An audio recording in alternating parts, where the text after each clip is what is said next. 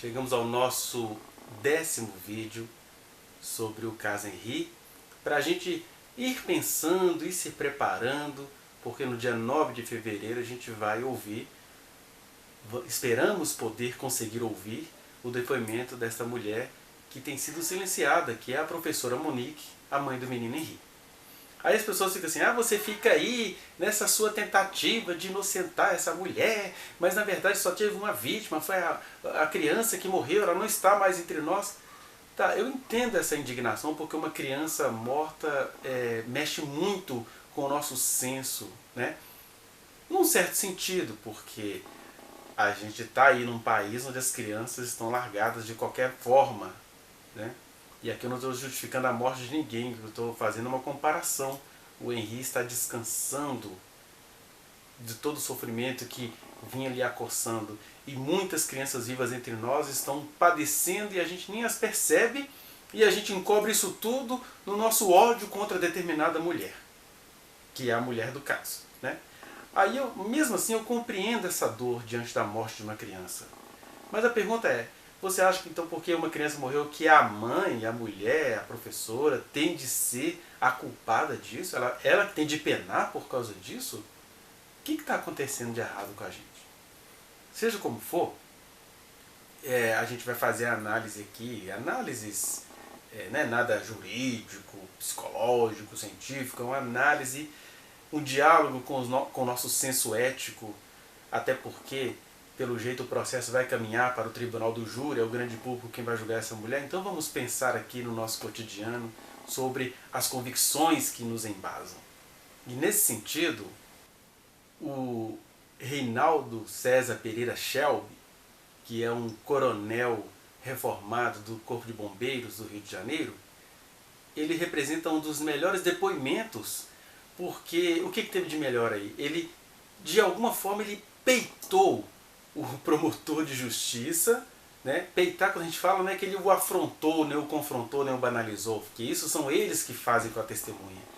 Mas ele o peitou no sentido de que quando a gente tem uma verdade, a gente tem que enfrentar, seja quem for, por essa verdade. De maneira que esse primo tio da professora Monique, que na verdade ele é casado com uma prima bem mais velha do que ela, então ele se considera um tio primo porque ele a viu crescendo, a viu estudando, a viu se formando, então ele se sente um tio dela pelas relações afetivas, né? No caso ele nem foi tido como testemunha, e sim como informante, mas um importante informante, porque ele foi com toda a dignidade que a gente possa ver numa pessoa. Você vê no máximo ali uma hora ou outra ele com medo de alguma situação lá dos poderosos, porque quem não tem medo dessas coisas, né? Nesse caso o medo é até prudência, ele foi prudente. Mas ele foi verdadeiro e ele respondeu com precisão e ele apontou coisas que as pessoas não gostariam que as testemunhas apontassem. Esse é o senhor Shelby que teve o meu respeito ali naquele depoimento. Então vamos analisar algumas coisinhas, deve ser um vídeo longo este vídeo, porque há muitos recortes. Então vamos pensar. Veja aí nas palavras da testemunha um pequeno recorte de 2 minutos e 30 segundos sobre a história da professora Monique, que está presa injustamente. Por isso que a gente tem aqui enfatizado a inocência dela. Lembrando a você, não estou ganhando nada para fazer isso. Ninguém me contratou para nada, ninguém me pediu nada. Eu estou fazendo isso por um compromisso com a vida, por um compromisso com aquele compromisso dos filósofos. Alguém tem que dizer alguma coisa sobre isso, mesmo que isso sirva para a posteridade. Pronto, é isso. Mas assista aí. Como que o senhor pode descrever a Monique? A Monique sempre foi uma criança muito boa, viajou muito comigo, com a minha esposa, com a família inteira, sempre foi muito tranquila, nunca teve qualquer tipo de problema, que uma criança normal, desde que nasceu até a vida adulta, quando se formou e se tornou diretora de escola, profissional, estudiosa. Não tenho nada a dizer contra ela, entendeu? Pelo contrário, muito elogio a ela. O senhor acompanhou como é que eu vou dizer, a criação, a ascensão profissional dela? Com certeza. Como a gente foi? Na família, a gente acompanha tudo isso, né? E a ascensão dela foi muito boa. A gente sempre via que ela, tanto ela quanto a mãe, né, fazia todo um trabalho. Trabalharam sempre muito comunidades lá em Bangu, né? E sempre eram muito queridas de todos, né? Até ponto de tirar do pouco que tinha para ajudar as pessoas. E a ascensão profissional dela foi por mérito dela, não teve mérito de mais ninguém. Ela fez curso, a faculdade, a graduação dela foi em quê? Ela fez graduação em letras, se não me engano. Aí, realmente, ao certo, eu não sei. Ela era concursada ou ela trabalhava em escola particular? Não, ela era concursada. Concursada do Estado, do município ou da União? Município. Do município. Ela era concursada como professora? Professora e depois diretora. Eu não sei como funciona, né? Foi como funcionava na minha área, né? Que eu sou coronel bombeiro. Sou coronel bombeiro. O senhor tem noção de quanto tempo ela levou desde do ingresso na carreira pública como professora até se tornar diretora de escola? Não foi pouco tempo, não. Talvez mais de 7 anos, não sei, 8 anos, mais ou menos isso, entendeu? A escola que ela se tornou diretora era onde? Acho que na Vila Kennedy. Favela, comunidade? Não, a Vila Kennedy, a gente que é de Bangu, a gente tem é comunidade, né? Comunidade, né? E não é uma comunidade tranquila, vamos dizer a verdade, né? O senhor sabe se ela trabalhava, na escola que ela trabalhava, era ensino fundamental, médio? Geralmente é ensino fundamental. Então ela trabalhava com crianças? Crianças. É interessante que fica muito claro para a gente que ela era uma professora que trabalhava com crianças na comunidade, e tem um detalhe aí, que quando vai perguntar sobre a comunidade, se era uma comunidade carente, se era uma favela, digamos assim, ele recorre ao eufemismo no sentido de poupar um pouco o impacto disso, se é favela, se vive na miséria, etc. Ele vai dizer, olha, a gente não gosta de dizer assim, né? E aí, o que isso tem a ver com a situação da professora Monique? Que assim como o depoente usa de eufemismo para falar da comunidade onde a professora atuava, que a família conhece bem, a gente deveria compreender também os eufemismos simbólicos, né, que às vezes não são falados, mas são vivenciados de forma eufemística, digamos assim, que aos quais uma mulher recorre para tentar relevar a situação de violência que ela está vivendo. Porque essa professora estava vivendo uma situação de violência psicológica, mas ela não sai por aí dizendo, está acontecendo aquilo. A pessoa, não é possível, né? Não é possível que eu escolhi esse cara que me pareceu um cara tão maravilhoso. A gente faz isso quando a gente sofre um assalto, você tem uma dificuldade de contar o que te aconteceu. Uma mulher que é estuprada, ela tem uma dificuldade terrível de falar à delegacia porque ela se sente exposta, ela se sente boba, ela se sente culpada, ela se sente um monte de coisa. Uma pessoa que foi vítima de estelionato, às vezes ela não conta nem para ela mesma que ela passou por aquilo, porque às vezes a pessoa entrou assim como alguém de tanta confiança, como que ela vai contar que ela sofreu um estelionato, que ela perdeu a grana dela, que ela perdeu o patrimônio dela? E aí a gente não consegue compreender isso quando se trata de uma mulher que vinha de um sofrimento psíquico num relacionamento abusivo com um homem poderoso, respeitado, que tinha fama de cristão. Aí o pessoal fez, mas por que ela não falou? Ela te comunicou isso? Ela já falou isso? Não ia falar. O que isso tem a ver com o depoimento? Que assim como o depoente faz eufemismo para falar da miséria do lugar onde a professora atuava, porque as pessoas desse lugar têm dignidade, nem elas querem que a coisa seja tratada assim, uma mulher em situação de violência também não vai sair falando assim, não. A negociação é intensa, é demorada, e está tudo contemplado na Lei Maria da Penha, porque às vezes ela mesma demora a descobrir o que está acontecendo. É por isso que eu queria que você visse esse pedaço do vídeo. Uma coisa importante que eu logo me linkei com o coronel reformado, o Shelby, né? É que ele vai dizer que desde o começo ele enfatizou para a Monique, para a família dela, que ela deveria ter uma defesa dela, uma defesa pessoal e não uma defesa do casal. Porque ele sabe das estruturas sociais. Bombeiro que ele foi, ele sabe que até nos acidentes, nas tragédias, essa misoginia eclode. Então, que homem humano esse homem? Assista aí para você ver.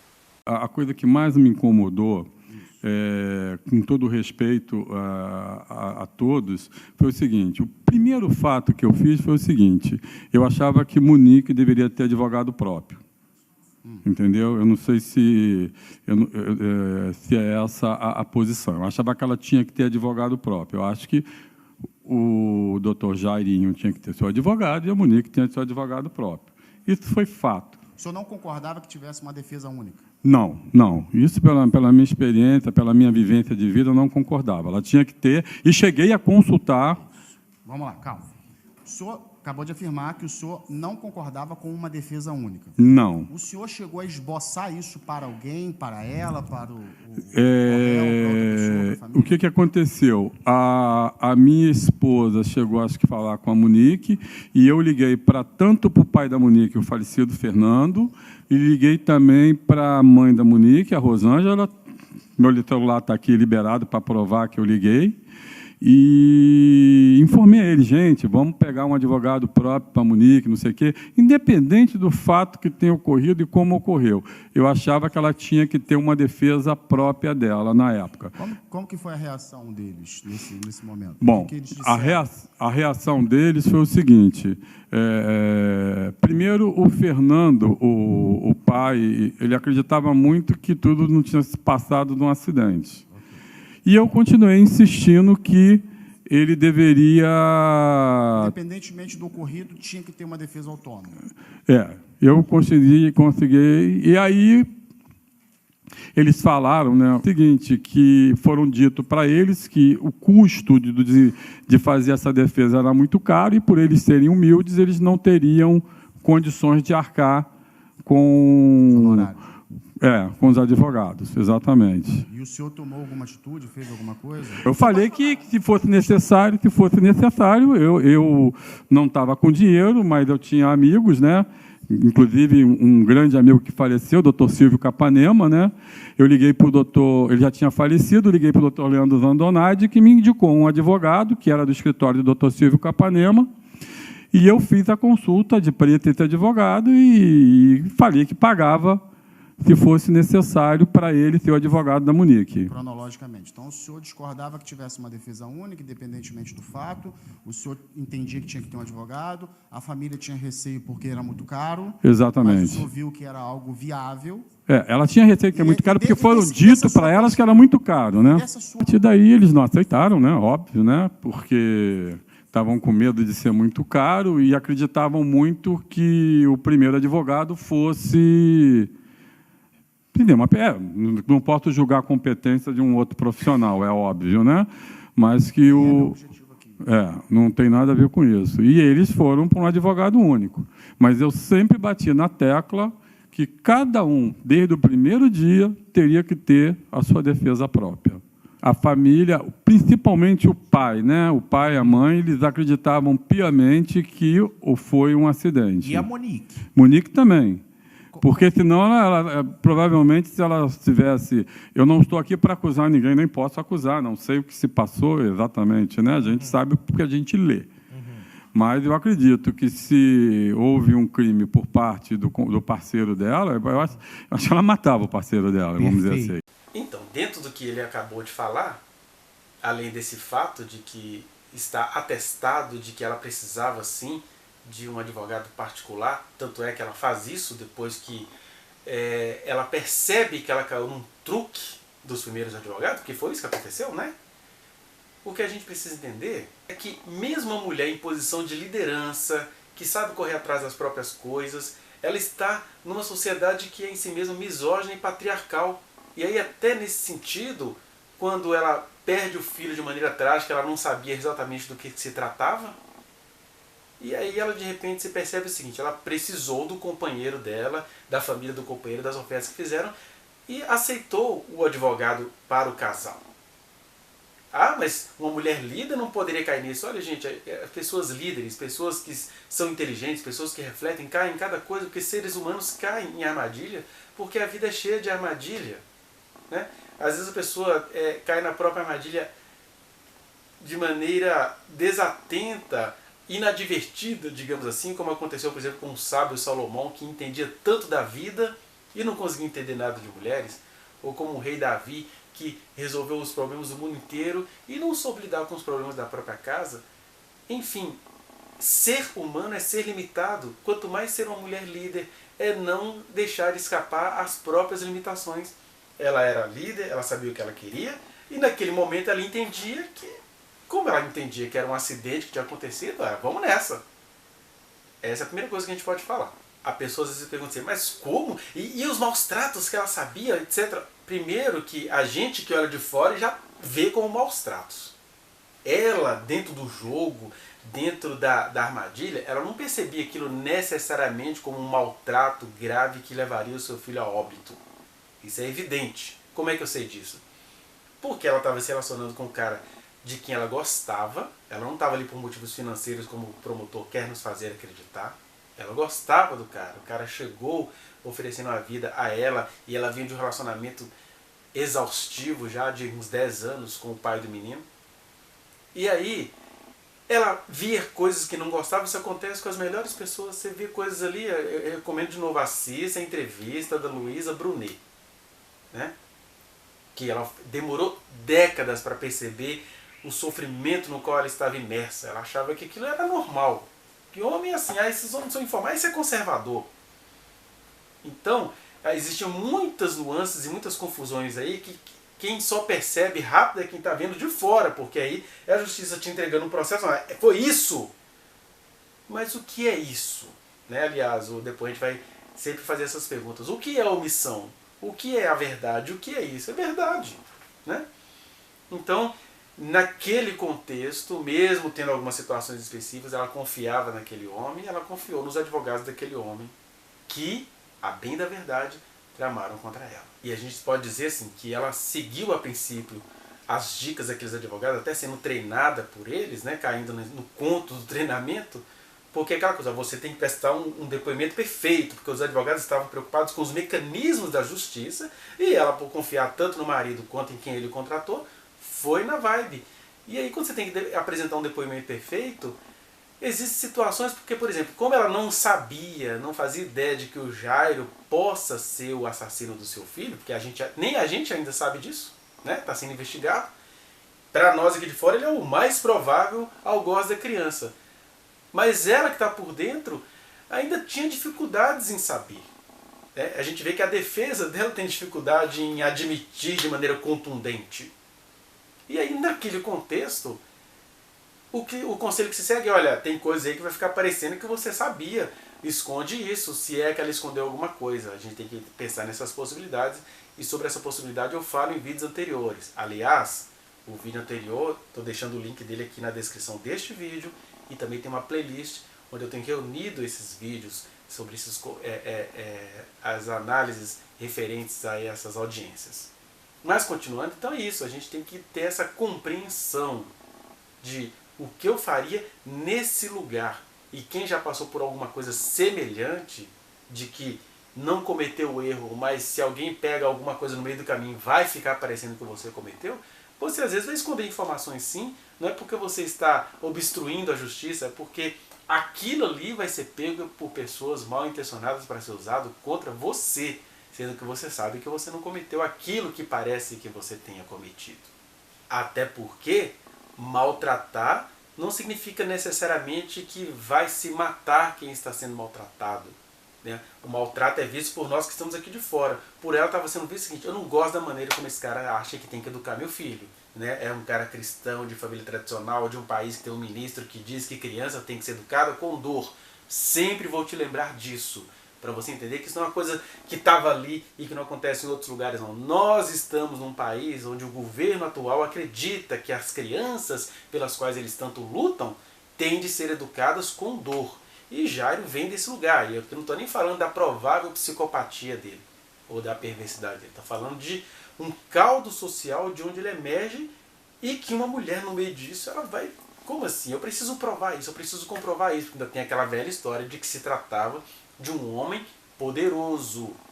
Uma mulher não conseguiria fazer uma denúncia e ser próspera nessa denúncia sem as comprovações contundentes que a professora estava a procurar. Eu, por exemplo, conheço muitos casos em mulheres que estão em situação de perigo iminente, mas não percebem a situação como perigo iminente e nem se percebem como perigando assim. Por isso elas não conseguem nem perceber que suas crianças estejam em perigo iminente. Isso acontece tanto em relação a relacionamentos abusivos, até em relação a catástrofe geológica, uma catástrofe pluvial, uma catástrofe territorial, digamos assim. Né? E aí, o que as faz não perceber? 3 situações. Primeira, é porque elas estão com muito medo, e o medo não te faz... o medo te paralisa, né? Não acredito que eu tô com esse cara que me pareceu um príncipe e agora está sendo um demônio, e a pessoa vai ficando lenta, vai relevando o príncipe que é demônio, aparece como príncipe, confunde todo mundo, o menino que sofria a mão do príncipe também pulava no colo do príncipe. É tudo muito confuso, então ela tem medo. Segundo, ela se sente culpada, isso ela mostra na carta dela, né? Nossa, eu devo estar pagando por isso, né? Eu fui muito rápido, não sei o quê. Então ela acha que ela está pagando, e a mulher que se pega numa situação assim, de perigo iminente, ela pensa assim, eu não vou nem ter como lutar com isso, eu procurei por isso e agora estou frito. Eu já ouvi muitas e muitas situações sobre isso lá nas psicoterapias. E o terceiro, que é algo muito frequente, elas têm a sensação de que vão se dar mal quando elas resolverem relatar. Porque acontece isso muito no Brasil, basta você assistir um programinha da Globo, tipo aquele Fantástico, quase toda semana do ano passado, por exemplo, saiu reportagem em que a mãe ia relatar um caso, ela perdia ou para o pai, ou perdia, o pai viajava com o menino para o exterior, o próprio vereador poderoso poderia fazer o mal muito mais rápido do que a gente acha que ele já fez, né? Então o medo de perder paralisa também. Como é que eu vou fazer com meu filho? O que eu faço? A gente tem medo de situações assim. Então eu acho que é demais cobrar essa ação contundente e certeira dessa professora. Porque na verdade... E aqui eu não estou justificando a morte do menino, o que eu estou dizendo é que existem coisas na vida que são trágicas em si mesmas. Por exemplo, enquanto a gente fica querendo castigar a mãe porque ela não deu conta de salvar o filho, quando na verdade ela estava tentando salvá-lo, a gente esquece, e aí eu vou sempre ficar falando que eu conheço, porque isso vai me chegando ao consultório. Eu sou psicólogo e eu atendo pessoas acerca dessas situações há pelo menos 7 anos. E aí o que acontece? A gente conhece situações onde a mãe conseguiu salvar a vida do menino, mas perdeu o menino. A mãe conseguiu salvar a vida do menino. E ela foi acreditando nesses valores conservadores. O menino passa a viver com o pai. Não estou dizendo que o Leniel faria assim. Mas o menino passa a conviver com o pai, passa a ser molestado com o pai, passa a ser pelo pai, passa a ser molestado a filha. Atrocidades terríveis acontecem porque a mãe... Ela até hoje acha que ela carregou a alegria de proteger a vida da criança. Ela mal sabe que ela protegeu a vida da criança e a criança entrou no inferno. Que a criança, hoje adulta, nem consegue mais mencionar. E aí, é claro, eu não acho que o Leniel faria isso, mas acontece a outra tragédia de o próprio Leniel, que tem uma vida onde ele precisa se ausentar, pelo menos ele tinha antes da morte do menino, ele precisa se ausentar, trabalhar fora. Ele, sem o perceber, com a melhor das suas intenções, ele iria proteger o Henri como? Entregando na mão de quem faria mal a ele. O que eu estou dizendo? Existem realidades que são em si mesmas trágicas. A tragédia estava posta, e aqui eu não estou elogiando quem matou o menino. O que eu estou dizendo é que a gente precisa entender esse teor da tragédia para a gente parar de condenar quem não cometeu o crime contra o próprio filho. Essa é a centralidade das minhas argumentações. Porque, querendo ser justos, a gente está sendo injusto com essa mulher. E aí a gente pergunta, né? Se ela não via o perigo iminente pelo qual ela estava passando, porque a gente sempre fala assim, ela era uma criança. Não, ela também estava num perigo iminente. Tanto é verdade que o perigo iminente ceifou a vida do filho dela e a mantém presa pelos meios institucionais, pelos meios jurídicos. Os juristas interpretam que ela tem que estar presa. Baseados em quê? Ai, nem queira saber. Baseado em quê? Ah, porque ela estava em casa. Baseado em quê? Ah, porque a babá disse alguma coisa. Ou seja, há apenas a domesticação do fato. Eles domesticam o fato, que para ela não parecia ser tão fato assim, porque ela estava tentando investigar. A Sâmia, né, que é uma das advogadas de acusação, que está sempre tentando mostrar como a do Monique era uma monstra, ela mesma se trai ao fazer isso porque ela fica mostrando as conversas da babá com a Monique, mas ela não mostra as conversas, que nas mesmas conversas que ela fica tentando acusar a Monique, que a Monique está tentando reagir, está pedindo a babá para interferir, e aí quando a babá fala com ela que está tudo ok, é que ela se demora um pouco no salão, porque a babá disse que estava tudo ok, que estava tudo em paz, que mostra o menino tomado banho, etc. Essas nuances essa Summer não mostra, mas a gente vai falar mais na frente talvez. E o último ponto ainda sobre esse vídeo, essa primeira parte do Shelby, é que fica claro a capacidade do senhor Jairo de driblar todo mundo, que conseguiu driblar a Monique. Que o promotor fica assim, mas se ela era uma mulher autêntica, autônoma, etc., não quer dizer que ela não seria driblável. Acabei de dizer para vocês, a gente conhece empresários, empreendedores, gente poderosíssima, que uma hora descobre que tem uma cova aberta no seu próprio jardim, cai. E aí eu não tenho que zombar da pessoa em relação a isso, porque a pessoa tem vergonha do que ela vivenciou. A professora Monique ela é uma pessoa independente, determinada e líder, mas isso não quer dizer que ela não iria cair nos encantos e numa driblagem do seu então companheiro. Porque é isso que fica claro no finalzinho dessa fala do seu Shelby. Porque o Jairo conseguiu driblar, ela foi driblada pelos advogados, e isso é uma característica do Jairo, é só você pegar o que aconteceu com as outras mulheres que estão indo depor pouco a pouco. E aí ela que era driblada por esse homem, por que ela iria conseguir contemplar a própria causa, se as outras não contemplaram em tempo hábil também? Né? E mais, por que ela tem de pagar por isso? Por que uma pessoa tem de pagar por ter sido vítima de uma outra muito mais esperta? Isso é tão cruel. Aí nós temos aí uma sessão de 30 minutos entre o promotor do Ministério Público e o Shelby. E ele foi firme ali, porque foi duro você suportar os sarcasmos inerentes a um promotor de justiça. Assista aí a esses poucos segundos sobre as perguntas do promotor. Sua sobrinha, ela revelou para o senhor que estava sofrendo uma relação abusiva? Não. Nunca? Não. Com relação ao Jairo, não. Não. Em algum momento, quando o senhor, depois do crime, inclusive, os pais dela disseram para o senhor que Jairo estava agredindo essa criança e ela já tinha, ou já existia, já possuía conhecimento desse fato pela babá ter contado? Não. Essa insistência dele, ela te comunicou que ela sofria. Gente, é claro que ela não comunicava que ela sofria, por tudo que eu já te falei até agora, neste mesmo vídeo. Uma pessoa vai sair por aí, gente, eu estou fazendo isso até porque quando algumas fazem, Monique tá dando uma de coitadinha. Monique, segura, você é uma mulher forte. O que as mães falam para as filhas? Minha filha, eu aguentei até aqui, seja forte. Cuidado. O menino, a criança faz manha, tal. Isso não é só a família da Monique que possa ter feito isso, não. As famílias fazem isso porque as crianças, infelizmente, têm as suas mães, suas preferências. Tem até gente grande, né? Às vezes eu conheço situações de mães que são viúvas, que são divorciadas, o filho fica lá 18, 25 anos vigiando os relacionamentos da mãe. E nem sempre eu tenho que ficar incriminando essa mulher por ela não saber muito sair dessa situação. Né? Assista a mais esses poucos segundos aí. Que o senhor, quando começa a prestar depoimento, disse que não ensaiou nada. De onde o senhor tirou não tinha ensaiado nada?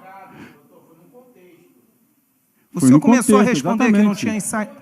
Só um momento, rapaz. Senhores, dá para deixar a testemunha responder?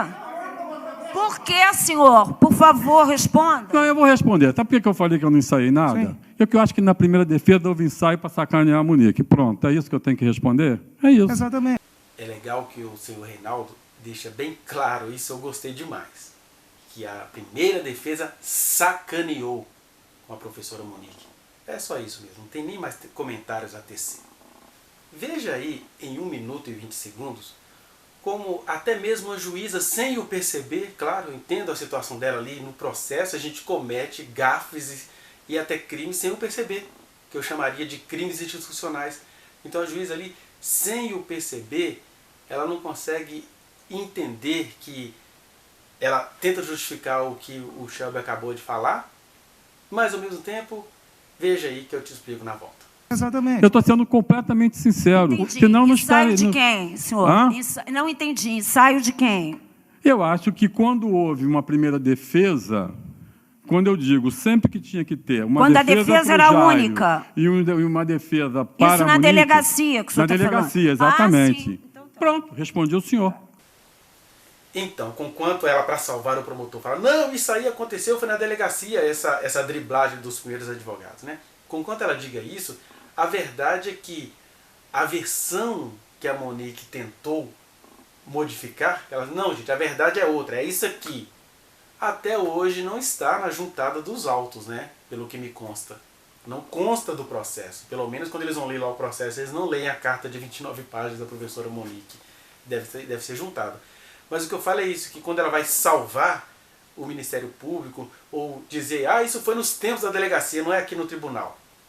Mesmo assim, o que ela está fazendo? Ela está desprezando aquilo que a professora tentou falar. Que, aliás, todo mundo fica assim, o que essa mulher vai falar? O que essa mulher vai falar? Ela não pôde falar. Vamos ver se ela vai falar no dia 9/2, né? E nesse sentido ela acaba ignorando ou desprezando tudo que a professora falou na sua carta de 29 páginas.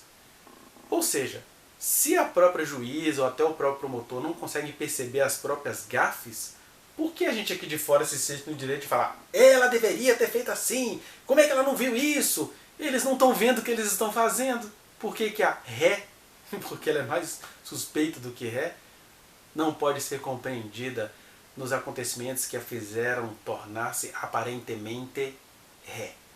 É essa performatividade que eu chamo de crime pelas vias institucionais. Veja mais uns 36 segundos aí da fala do Shelby. Detalhe, Sim. ainda fiz melhor. Falei o seguinte, Monique, eu moro no Península, na Barra da Tijuca.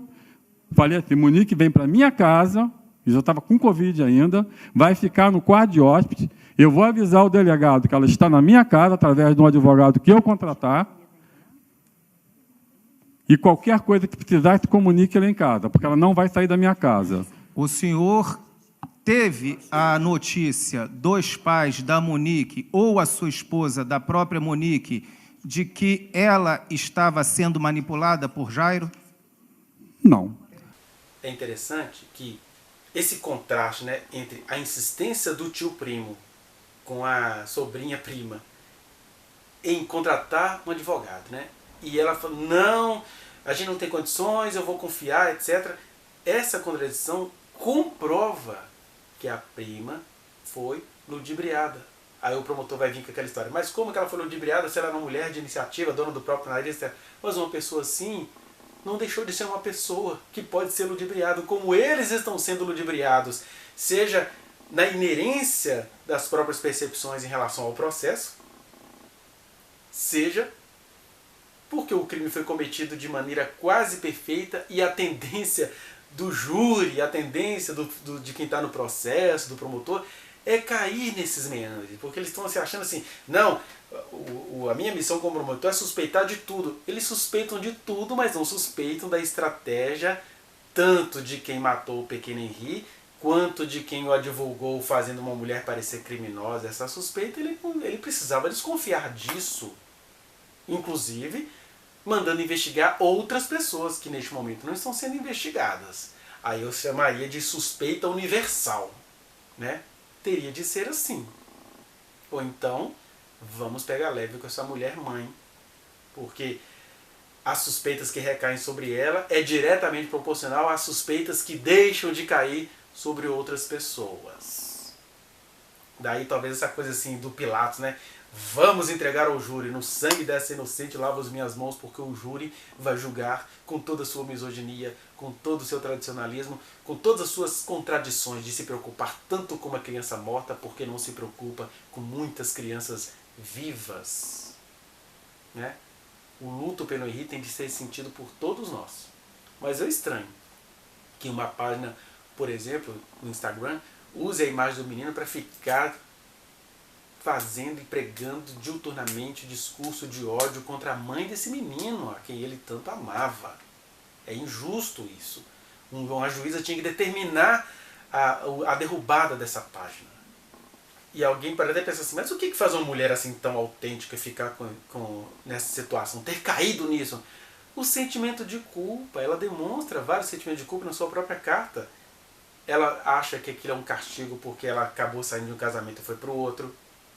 ela talvez se culpe por coisas que eu pessoalmente acho que as mulheres não deveriam se culpar, mas ela deve se culpar. As mulheres se culpam pela própria sexualidade, por não estar satisfeita com o casamento, por ter feito treinamentos escondidos perto daquele marido chato que a vigiava com filmadores escondidos.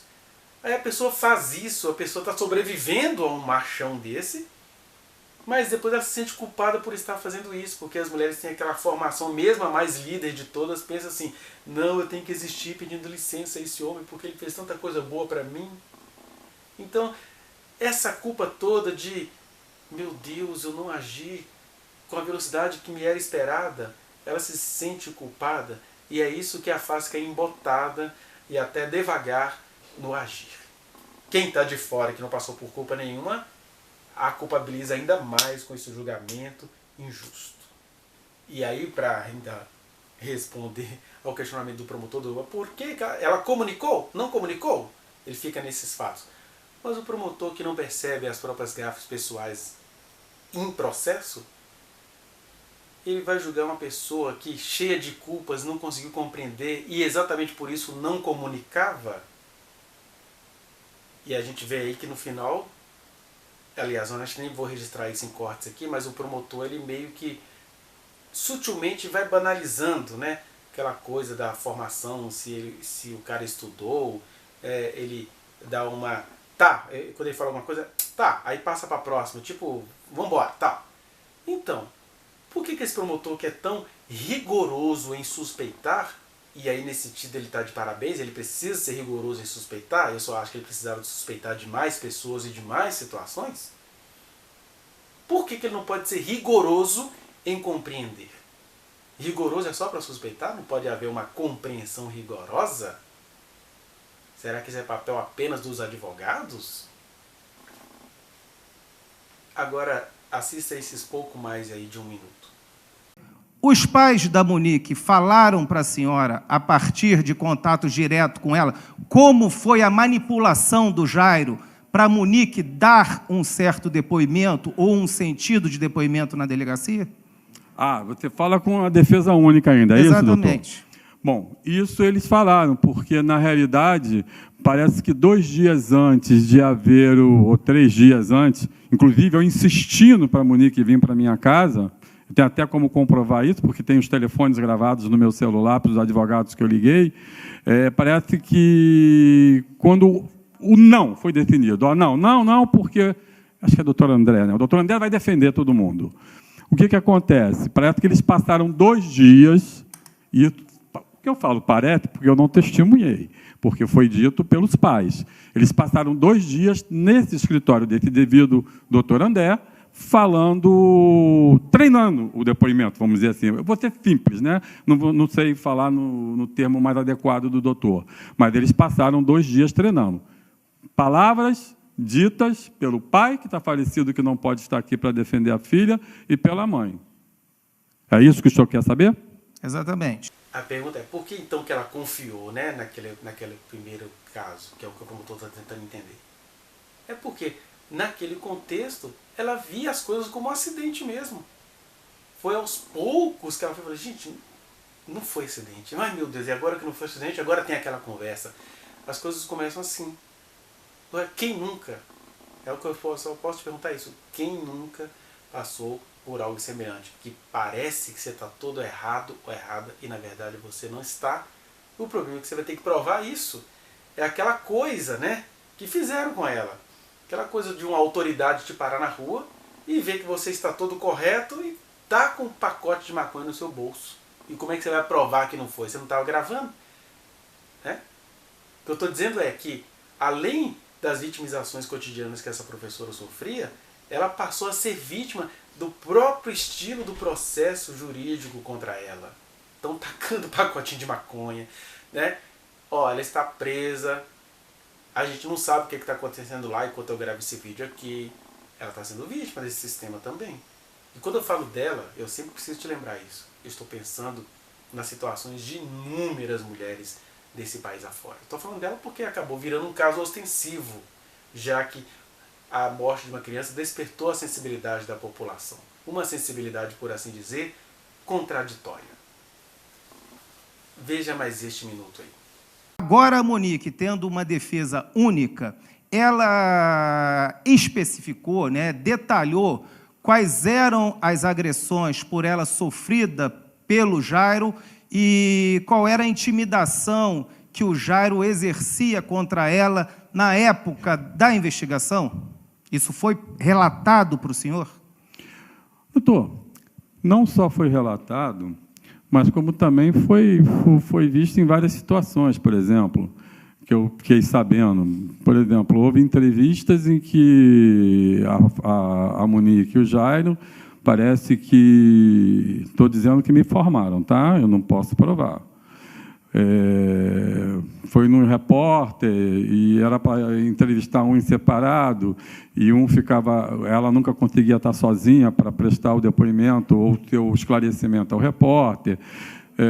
Que mais que o senhor perguntou? Sobre as agressões também? Isso também foi relatado. Tudo isso foi relatado. Isso hoje não é mais segredo. E, como eu falo para o doutor, é um caso que está muito na mídia, né? E a gente sabe por todos os lugares. Eu frequento o escritório do doutor Minager, eu presencio tudo lá e tenho ciência de tudo isso, que houve uma relação abusiva. Ué. A relação abusiva, inclusive, eu estudei muito a respeito, doutor, se o senhor me permite, ela é até psicológica também, né? Ela não é só agressiva, existe também a psicológica. Eu acho que a mulher não merece isso, né? Nem a agressiva no sentido física como psicológica, entendeu? E vivenciei muito isso na minha carreira. Tá. E...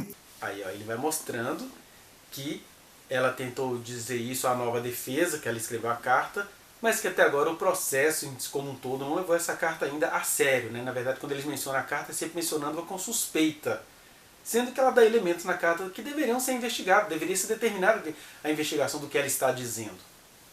Eu acho interessante que quando o tio primo vai falar sobre a violência psicológica, que é aquela que nem sempre é materializável, né? A gente vai vendo as consequências, que a Monique as apresenta muito bem, aí o promotor solta um, tá, tipo, quero falar disso não. Tá vendo? E aí ele muda de assunto e assista aí mais quase 2 minutos aí do que vai ser dito. Tem conhecimento que a delegacia recolheu material que indica que Monique sabia que o Jairo agredia Henri? Difícil essa pergunta para o senhor? Não, pelo contrário. A minha formação é muito boa, ela não é tão difícil assim. Inclusive, eu não sou só formado pelo Corpo de Bombeiros. Pois não. Entendeu? Com relação ao que foi recolhido pela perícia, pelo que eu conversei com os advogados, basicamente, as informações que nós temos, elas são as informações que foram vinculadas ou vazadas pela mídia. Eu até hoje não vi nenhum tipo de documento, eu quero até que alguém possa me provar o contrário, que essa conversa existiu e qual foi esse contexto. Que isso que o doutor falou parece que aconteceu, sim, mas qual o contexto e como isso foi expressado, não sei te dizer. Entendi. Isso depois de todos os processos, de todas as mídias que a gente viu e de tudo aquilo que eu acompanhei pessoalmente, porque eu acredito muito na inocência dela, o que eu ouvi dizer é que ela se revoltou por algum momento, algum dia, em algum local que ela estava, e que o companheiro dela pudesse estar trancado com o Henri no quarto, mas não que estivesse fazendo qualquer tipo de agressão. É isso. Tá. E a Monique se revoltou por algum motivo e tomou a providência que achou cabível naquele momento. Tá. Então ele acabou de banalizar a questão da violência psicológica, ele vem com o fato das conversas com a babá. E aí o coronel bombeiro reformado, de maneira imponente, ele vai pontuando o outro lado das questões. Ele vai dizer o seguinte, que ele resume tudo no contexto, né? E que contexto é esse? É o contexto psicossocial. Que a voz, a fala de uma mulher nem sempre tem essa credibilidade, quase nunca tem a credibilidade ainda, muito menos do sistema jurídico, né? Eu já vi mulheres perdendo suas crianças num conselho tutelar, porque a conselheira tutelar, olha, eu vi conselheira tutelar, olhou de longe, viu uma mãe chegando como carona na moto de uma amiga. Aí a conselheira falou assim, essa é a mulher do fulano que esteve lá, né? O violentador que ganhou a credibilidade de todo mundo do conselho. Aí, eu não vou permitir que 2 crianças sejam criadas por essas homossexuais. Era uma colega pessoal da mãe que deu carona a ela de moto até o conselho tutelar. A conselheira tutelar tomou os meninos, tendo isso como base interna. A mãe não ficou sabendo, mas eu ouvi, né? E aí eu orientei a mãe a levar o conselho tutelar no Conselho Municipal do Desenvolvimento da Criança e do Adolescente. E a gente nem sabe se as providências foram tomadas, né? Porque depois eu passei a correr um pouco do Conselho Tutelar em relação a isso. Eu vou direto na Delegacia de Crimes contra a Infância e Juventude. Porque é isso, os conselheiros tutelares costumam ser profundamente moralistas nesse sentido, de ver uma mãe pegando a carona com a colega e acharem que as duas têm um caso, porque nem se fosse o caso, né? Só que isso que eu estou narrando para vocês, eu vi foi em 2008, então a coisa ainda não estava muito ostensivamente discutida como hoje já está. Então o contexto dela titubear em agir ou não agir de maneira contundente com o que ela ficou sabendo de maneira indicial pela babá, tem isso, né? A violência, o próprio estado confusional dela naquele relacionamento, do menino que chorava, fazia vômitos, fazia pirraças, e poderia ser por causa disso tudo. Mas que era difícil uma pessoa que está num jogo, né? Num jogo de vários vetores, perceber isso claramente. Isso até é uma coisa importante, né? Aquele medo de perder o filho para o Leniel, conforme o próprio Leniel tinha medo de perder o filho para ela, por questões de alienação parental, né? Todo mundo compreendeu o motivo que o homem achou para não fazer uma denúncia contundente, o que eu concordo plenamente. Agora, por que ninguém consegue compreender o mesmo motivo para a mãe não fazer uma denúncia contundente, sendo que no caso ali, ele iria denunciá-la, e ela não, ela iria denunciar um vereador no 5º mandato poderosíssimo. A gente nunca pode perder isso da mente. E o contexto era esse, então. Ela tinha necessidade de provas mais contundentes. Uma prova contundente que ela teria era quando ela tivesse conseguido instalar a câmera. E a gente nem sabe se ela conseguiria fazer isso com aquele homem que já tinha habilidades de ludibriar e iludir outras mulheres. Coisa que a justiça não está conseguindo compreender. Tomara que a juíza compreenda. Agora vamos às questões da acusação.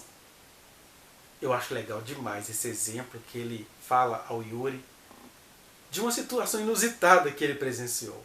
Veja aí. Fica à vontade. Eu estava servindo no quartel de Barra Mansa e vários cadetes do Exército descendo de carro. E um menino dormindo, um dos cadetes, dormindo com a cabeça no... É hábito isso, às vezes, a gente dormir no carro de trás, né, no banco está dormindo. O cara deu uma escorregadia. Naquela escorregadia que ele deu, bateu com a cabeça num outro carro batendo, aquele rapaz foi a óbito. Uma coisa insignificante. Insignificante. Mas já peguei pessoas completamente retaliadas num acidente e sobreviveram. Então, eu não posso fazer o juízo que o doutor quer me conduzir que eu faça. E é essa contradição da vida, né? Às vezes uma pancadinha, a pessoa apaga e morre. Conheço situações assim também. E às vezes a pessoa se estralhaça toda e sobrevive. Porque, para além da realidade que a gente consegue vislumbrar e vivenciar, existem coisas que a gente não consegue explicar. E não é porque eu consigo explicar que agora eu vou ter que criminalizar uma mulher, não. Aí vem a advogada que me parece muito competente, a Sami Massari, e ela sempre tem essa tendência de desmascarar aquilo que ela acha que precisa ser desmascarado, e não tem desmascaramento nenhum, porque ela desmascara mascarando. Como assim? Ela vai mostrar ao tio, né, as conversas da babá com a mãe, mas ela não mostra as providências que a mãe conseguiu tomar naquele contexto. Assista aí. Houve um momento em que o senhor mencionou sobre a questão da Monique ser uma pessoa independente desde sempre, né? Houve um momento, gostaria de perguntar se o senhor tem a ciência do que eu vou relatar agora. em que Monique envia uma mensagem para Jairo dizendo que, abre aspas, se você não continuar a pagar as minhas contas, eu vou ferrar com a sua vida. O senhor tem conhecimento desse diálogo? Olha só, depende muito do contexto, né? Eu não sei quando foi isso, como foi isso. A doutora falar de um áudio, a minha esposa esse dia brigou comigo. Ela chegou e falou para mim também, vou fazer isso, vou fazer aquilo. Quer dizer, é muito difícil você me dar um texto de três frases e querer que eu defina um contexto. Ou então querer que eu simplesmente diga, soube, não soube. O contexto foi após a ciência dela sobre uma determinada agressão contada pela babá. Que alegação é essa, por favor, doutora? Faz a pergunta completa. A pergunta está completa. Eu perguntei se o senhor tem a ciência desse diálogo. A pergunta é essa. Esse áudio eu vi pela imprensa. Então, isso, segundo... Pela imprensa, não vi ainda pelos laudos técnicos. Sim. Isso está na mídia. Tá? Isso, na verdade, foi apenas a reprodução do que realmente está na mídia. Isso não relata uma situação de interesse econômico para o senhor? Não. Não. Hipótese alguma. Eu acho que um casal, às vezes, ele vive os seus percalços da vida. É um dia a dia, é uma luta. Eu duvido que alguém aqui tenha uma vida perfeita. A gente tem uma vida mais, talvez, de tristeza do que alegrias, mais de lutas do que vitórias, entendeu? Não acredito nisso, hipótese alguma. Eu acho que se a doutora for casada, talvez, a intimidade, talvez tenha passado por situações não tão semelhantes ou bem parecidas com relação a isso. Porque é o dia a dia. Às vezes, você, no afã de falar alguma coisa, você exagera um pouco aquilo que você pretende estar falando, entendeu? Bem... E a pergunta é, doutora Sâmia, o que há de ganância, de interesse econômico nisso aí? Você acha que ela entregou o menino por interesse econômico, uma mulher que tinha a vida que ela tinha? Por que você consegue pensar isso de uma congênere?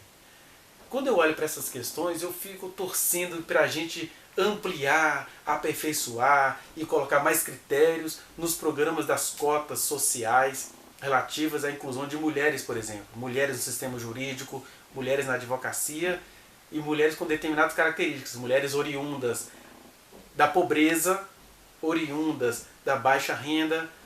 Por quê? Eu entendo perfeitamente a não compreensão da doutora Sâmia em relação à professora Monique, porque ela é uma mulher que ela carrega na imagem dela o privilégio. E não tem nenhum problema ser privilegiado. O problema é que o nosso país está muito perdido, porque pessoas como a professora Monique, como a ex-babá do menino que esteve no vídeo anterior, que eu peço a você para assistir, o Poder Judicial não consegue compreender a realidade dessas pessoas, e aí não tem como a gente fugir de algumas teorias sociológicas.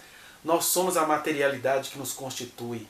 Uma pessoa que sempre foi amparada, que teve uma cultura de estudar, que não precisou batalhar tão cedo, ou se precisou batalhar cedo, foi sempre um batalhar assim, o pai promovendo para bons empregos, alguma coisa assim. Eu não estou falando que é o caso da doutora Sâmia, eu estou dizendo que é o caso da tradição jurídica do nosso país, que aliás é constituída de muitos sobrenomes estrangeiros, europeus, asiáticos, brancos e ricos, né? Pouquíssima gente ali que é oriunda das favelas do Rio, das vilas, das comunidades. Essa é a verdade. E aí essa senhora, no alto do seu doutorado, no alto da sua competência, não consegue entender que a vida não é assim, tão preto no branco, tão é isso ou aquilo. As coisas nos confundem, as pessoas se culpam pela própria pobreza, as pessoas se culpam pelas próprias origens, as pessoas herdaram um classismo que massacrou as negritudes desse país, e aí as pessoas periféricas estão coladas nesse massacre, do qual a professora Monique faz parte. Uma advogada que veio da elite deveria saber fazer essa leitura. Eu até entendo que ela deve ter lutas em relação a isso, né? Mas é uma luta que a gente precisava de pessoas que vieram, que emergiram dela, que têm compreensão da própria causa, da própria situação. Por isso eu sou a favor dessa questão das cotas. Por quê? Quando a professora solta essa ameaça, né? Se você não pagar, você vai sair e vai pagar minhas cotas, senão eu vou foder com a sua vida, que é isso que ela fala, né? como é que uma pessoa consegue ver interesse econômico aí? É no máximo um desespero. E aí eu adorei a resposta do tio. Porque ele até coloca ela no meio. Ó, se você for casado, imagina que você passou por situações assim no seu casamento, onde a gente solta aquelas palavras pungentes, aquelas palavras para ferir. E nem quer dizer que você quer o mal da pessoa, não. Às vezes você tem que dar uma sacudida na pessoa. Sabe aquela situação quando você está com uma pessoa em suicídio, no alto de um prédio de 20 andares, você vai fazer o quê? Você vai fazer um discurso filosófico? Ou você vai falar assim, vem aqui, mesmo que a pessoa saia arranhada daquilo, você estava livrando a vida dela da própria morte. É isso que significa, se você sair da minha casa eu vou te fuder. É isso que significa nesse contexto. Então, o senhor Shelby está de parabéns. Porque é isso mesmo, senhor Shelby. É o contexto. Ela respeitava muito aquele homem. Ela não estava com interesses financeiros, não. Mas é o que eu já comentei em outros vídeos. E a doutora Selma precisa compreender isso. O ruim é que a gente acaba compreendendo isso por meios trágicos. Eu acho que se ela passasse por alguma situação assim, ela também ficaria sem saber o que falar. Né? Agora assista aí 7 minutos, né? Vai ser uma pequena batalha travada aí. Mas preste atenção, que vai falar sobre o relacionamento abusivo e as questões lá do Henri com a babá. O senhor mencionou também sobre a questão, até no contexto, não vi, por favor. num contexto em que, não me lembro qual foi o doutor, mas num contexto em que foi falado sobre relacionamento abusivo, você bem colocou que não necessariamente um relacionamento abusivo é caracterizado por uma violência física. Pode ser também uma violência psicológica, moral, enfim. Eu falei, não, isso a ciência fala. Mas foi o senhor que mencionou. Mencionei aqui hoje, mas isso a ciência fala. Então, foi o que o senhor mencionou, relatando o que a ciência fala. E aí, o que acontece é que, num determinado momento, isso, obviamente, anterior à morte, Tainá, a babá, ela se reporta a Monique, também através das mídias, através de mensagens, e ela diz o seguinte, eu vou ler aqui, tá bom? Para que o senhor possa acompanhar. Ela lê o seguinte, que Henri estava dentro do quarto fechado. Então, eu vou ler aqui. Henri está reclamando da cabeça. Pediu, tia, não lava não, está doendo. E ela continua. Então, me contou que deu uma banda e chutou ele, que toda vez faz isso. Que fala que não pode contar, que ele perturba a mãe dele, que tem que obedecer ele, senão vai pegar ele. Mensagem da babá Tainá para Monique. O senhor tem conhecimento desse diálogo? Eu ouvi dizer, sim. Tem conhecimento de quando esse diálogo foi datado? Você quer dizer... Dá licença. Primeiro existe... Pergunta normal. Pode responder. Bom, existem 2 fatos que eu quero responder. Ter ciência desse fato, né? Eu tenho ciência e acredito que foi antes, claro, óbvio que foi antes do falecimento. Agora, também não quer dizer que seja verdade. É um fato. Só quero responder desta forma, entendeu? Mas que foi antes do falecimento do Henri.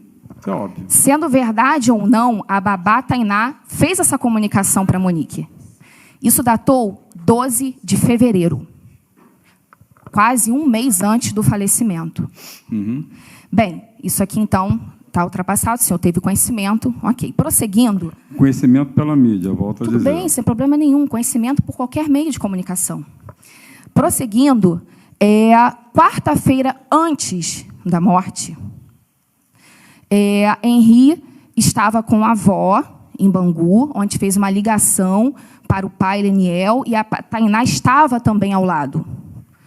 E nessa ligação, neste momento, Henri fala espontaneamente, o tio me machucou, o tio brigou, e aí o pai ali entra, interage e tudo... Crianças mais inteligentes desse país. Minha razão de viver são as 2. Não existe nada fundamental. Inclusive, eu respeito muitas mulheres, porque acho que tem 2 filhas. O que eu posso te dizer é o seguinte: o que a gente pode falar de omissão? Se houve, realmente não, se houve um acidente, não houve omissão. Mas se houve um assassinato, eu te digo o seguinte, se o que a doutora está falando, eu como pai, meu filho estava morando comigo. Ele estava morando comigo dentro da minha casa. Essa é a conclusão que eu tiro. E se a Monique ela era completamente submissa, e se houve isso, ela também não foi omissa porque ela não sabia. Agora, eu como pai, eu tenho 2 asas gigantes para cobertar em cada asa as minhas 2 filhas. E eu protejo elas de tudo e mostro ao mundo, para elas, o que é o mundo. Elas estariam morando comigo. Eu jamais, eu posso dizer, se a doutora está falando em omissão, essa foi a pergunta, eu digo, houve omissão do pai, que houve. Essas mensagens não foram enviadas para o pai. Eu estou falando das mensagens que foram enviadas para a mãe. Não. O pai então, no contexto das mensagens... Por favor, responda a minha pergunta. A doutora está falando... Senhor Reinaldo, eu estou perguntando ao senhor. O senhor está criando um contexto. Não. Da forma que eu quero. Não. O senhor tem que responder a pergunta dela. Eu respondi, ela perguntou da omissão. Ela está perguntando no contexto da mensagem trocada entre a babá e a Monique. Não, ela falou do pai também. Ela falou do pai. Eu perguntei. Doutora, pega a gravação. Eu perguntei. Ela falou do pai. Sim, estou tentando fazer. Não me chame de mentiroso, porque eu não sou. Senhor Reinaldo. não está sendo chamado de mentiroso. Pela doutora, sim. Não. Ela não disse que o senhor é mentiroso. O que ela está tentando dizer é que o senhor entendeu ela mal. É isso. Mas ela perguntou do pai, de outra doutora. maneira, aí é diferente. O senhor não está aqui para brigar com a advogada. O senhor está aqui para responder as perguntas. Claro, eu sei disso. Por favor, doutora, renove o pedido. Eu queria que ela perguntasse tudo de novo, então, para me entender. Ela vai fazer isso que eu estou tentando fazer. Obrigada, excelência. Senhor Reinaldo, a minha pergunta é a seguinte. Considerando o contexto de que as mensagens foram enviadas pela babá, a genitora, a mãe, ok? Neste contexto, aí sim, o senhor não visualiza que houve uma omissão por parte da genitora que poderia ter tirado o seu filho deste contexto? Não, porque o que a babá fala, a princípio, e não creio que ela, pelo que eu entendo, ela não falou para a mãe. Quando você disse para mim, doutora, que falou-se para a avó, a doutora disse que foi o pai que comentou com a avó. Foi sim, doutora. Uma ligação na quarta-feira, antes do falecimento, em que o Henri, ao lado da avó, relatou. Estou falando do dia 12 das mensagens. Doutora, a senhora está querendo me confundir. A senhora falou do pai e confundir. Então, a senhora pegar a resposta. Estou falando da mensagem da babá. A senhora mudou a pergunta agora. Então, vamos novamente. Então, novamente. O senhor é que está falando novamente do pai. Estou me restringindo a esta pergunta da mensagem. Novamente. O senhor Reinaldo, a mensagem que foi enviada da babá Tainá, no dia 12 de fevereiro, para a Monique, no momento que ela estava no salão de beleza, é este o contexto? Eu não estou confundindo, senhor. Eu já respondi isso umas 3 vezes aqui. Isso não caracteriza para o senhor uma omissão? Eu já respondi 3 vezes aqui. Não? Ok. Perfeito, então. Eu já respondi 3 vezes. Que o que foi feito dentro do quarto é uma coisa limitada ao que aconteceu lá dentro. A babá, pelo que eu saiba, em momento algum ela falou que houve gritaria, que houve isso, que houve aquilo, que houve espancamento. Eu não sei disso. O que eu sei é pela imprensa. O que a senhora se referiu, doutora, num determinado momento, foi da reclamação do pai. Eu respondi isso, soube da reclamação do pai. Que o pai procurou o doutor Jairinho, que ambos conversaram a respeito do assunto e ficou tudo resolvido. Pronto, é isso que eu tenho que responder. Perfeito, não tem mais perguntas, excelência. Obrigada. É legal que o Shelby sabe responder, porque ele não abre mão do que ela falou. Ela disse que o pai do menino fez um comunicado. Aí ele vai falar assim, então, houve sim omissão por parte do pai do menino.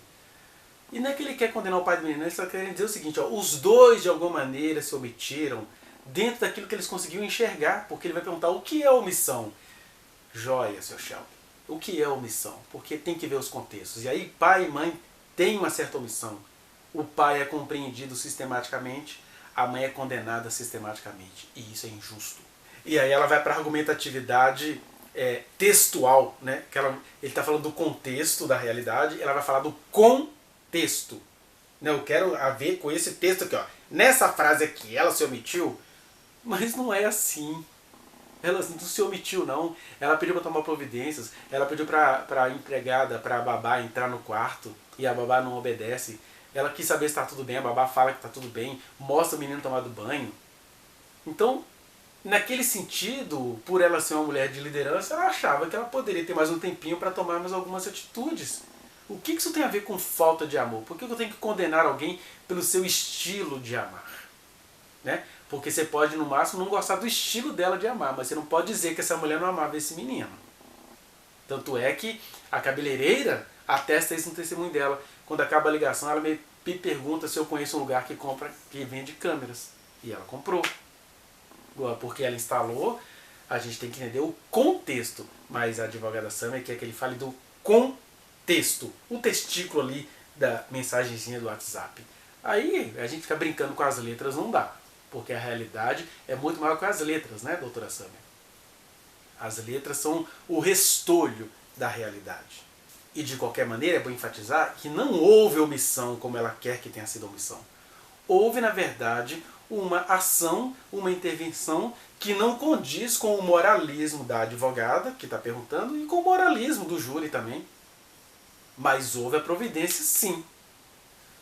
Alguém pode até falar isso, houve a providência, mas o menino está morto. Mas houve a providência, porque quando uma tragédia tende a acontecer, o que a gente pode fazer para aliviar a consciência é tomar as providências, mas a tragédia é tragédia. Tragédia é tragédia. É como se eu amo os meus filhos profundamente e de repente esse teto cai sobre a minha cabeça. Ai, mas você não ouviu isso? Não sei o que, pode ser que eu tinha ouvido, mas eu não ia imaginar que isso ia cair, isso ia acabar num teto caindo sobre a nossa cabeça. Estou falando de tragédia, que foi o que o Leniel e a Monique viveram, cada um no seu canto. E que o pai precisa tomar muito cuidado para não usar isso para enterrar essa mãe viva, à moda das culturas antigas. E vou dizer uma coisa assim, bem desagradável, mas eu estou aqui emitindo opiniões, né? Olha, é muito triste ver uma mulher fazendo isso contra outra mulher.